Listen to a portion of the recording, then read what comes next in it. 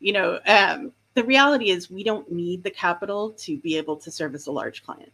The other side of the reality, though, is some of the large clients may say, we feel more comfortable if you just had a little bit more cushion on your balance sheet. So if we had to do a $3 to $5 million raise very quickly to, that's nothing.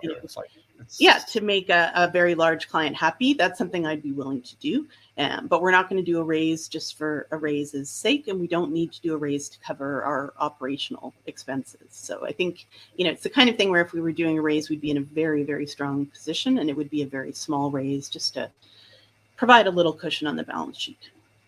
Yeah, I mean, let's say if you raised, even if you did like 5 million, that's only like what it'll be 2 million. Let's call it 2 million shares roughly, and that's like 1%. That's nothing. It's like that's one day's volume. Yeah, I mean, it would be minimal dilution, and it's not as if that money comes into the company and then evaporates. I mean, that money immediately adds to the balance sheet and therefore enhances our valuation. But I mean, this is all academic. We don't have a raise planned. I'm just I try to be as transparent as I can, so I'm trying to give you all of the possible outcomes down the road.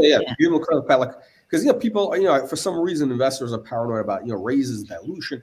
But even at this, this is bottom line is if it will be very small, and it's not going to happen. And the only time it would happen is if you had this very, very large contract, and which would be super accrued. And this would be like nothing.